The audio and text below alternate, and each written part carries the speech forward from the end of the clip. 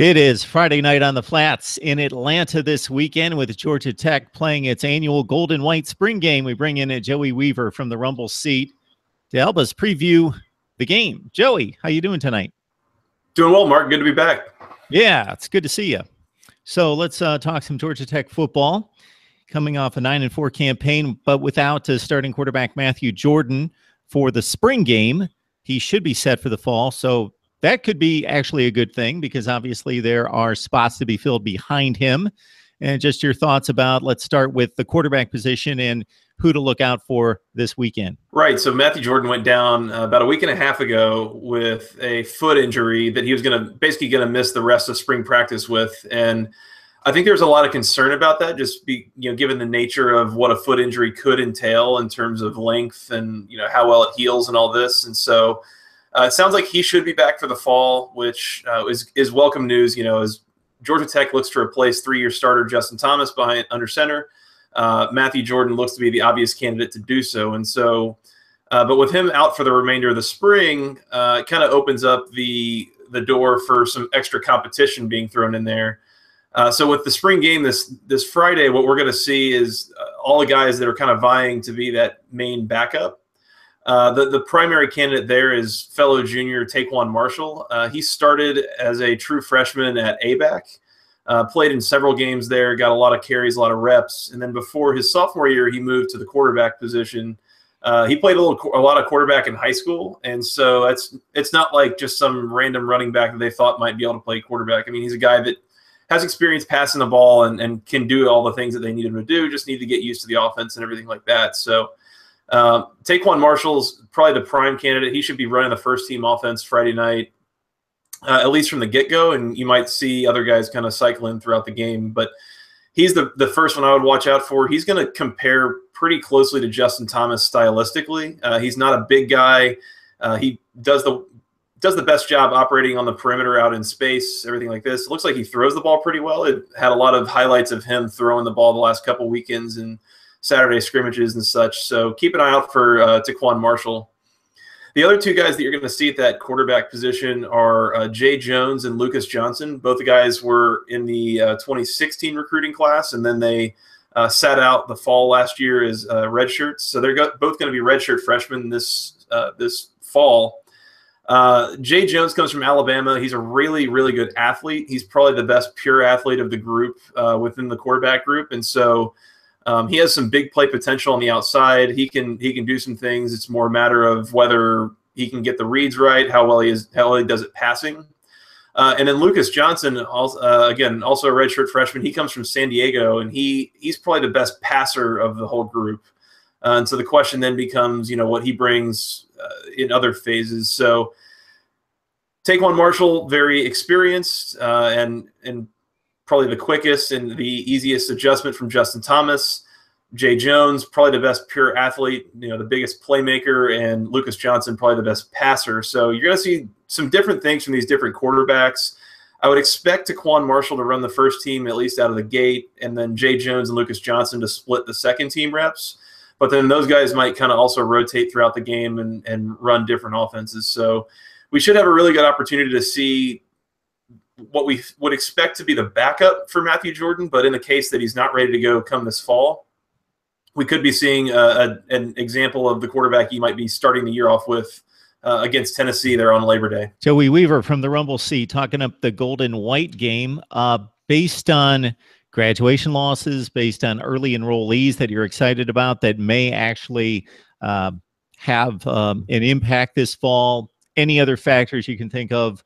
What are some of those key spots on the team that, in addition to the backup quarterback situation, that you feel you're going to keep an eye on this Friday night? Yeah, so if you're looking at early enrollees, there's two of them right now that both have some sort of chance to play this fall.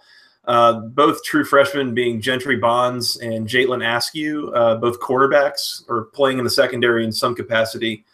The secondary right now has lost a lot of depth this offseason. They haven't lost any starters. It should all look the same on the surface.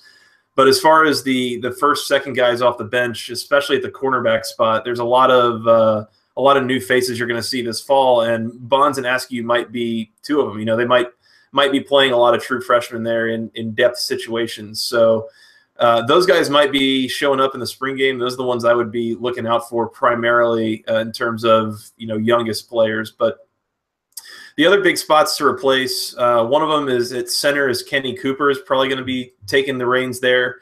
He's got to replace Freddie Burden, who was also a 3-year starter and might be making it into the NFL. We'll have to see. Kenny Cooper also played a decent amount, in stepping in for Freddie Burden there throughout the year as Burden went down with injuries and such. And the Virginia Tech game, in fact, that Matthew Jordan, played and won for Georgia Tech, he was playing with Kenny Cooper under center as well. So those two have already worked together. You'll see him starting with the first team offense this Friday. On defense, the guy that you're going to look to, hopefully to replace Pat Gamble, is some combination of Desmond Branch and Brandon Adams. Brandon Adams, Tech fans will remember, is a huge body. I think he came in as a true freshman, about 6'2", 340, something like that. Really big body that they haven't had the likes of that in the defensive line recently. So stamina is a bit of an issue for him, obviously at that size, but he might be stepping in and playing some on the defensive line, so keep an eye out for him. Desmond Branch, on the other hand, a little smaller defensive tackle. I saw something this week that he's at 270, 275. He probably needs to put on another 10, 15 pounds, but very athletic and can kind of rush the passer maybe in the same way that Adam Gotsis could a couple years ago or something like that. So keep an eye on there for on defense, particularly the defensive tackle spot. And then also look out for linebacker, where they got to replace P.J. Davis. Guys like Terrell Lewis and Vic Alexander are probably the primary candidates there. But you never know who might step in and play that role and who might stand out. So the nice thing about Georgia Tech bringing back, I think it's 17 starters this fall, is that you don't really have a ton to watch in the spring game, although it doesn't really make the spring game all that much more interesting. It's more just make sure that everyone stays healthy, make sure that you're kind of picking up where you left off and not having to go back and reinvent the wheel and start from square one. But I think that they're in a really good spot to do so. And so just a couple of little spots here and there where they got to replace a few playmakers. And I think there should be some good opportunity to watch those contenders on Friday night for sure.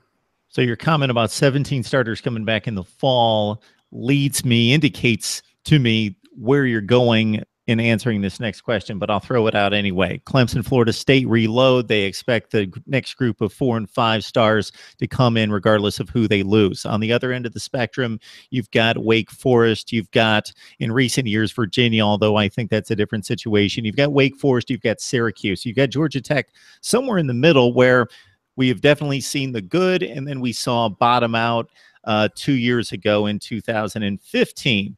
Where's the cycle taking us potentially in 2017? Yeah, I think the difference is not only that Georgia Tech recruits a little differently from those teams, and so what that means is that when you have some of these 2-3 year starters leave and you got to replace them, you're not going to be able to do it as effectively with freshmen.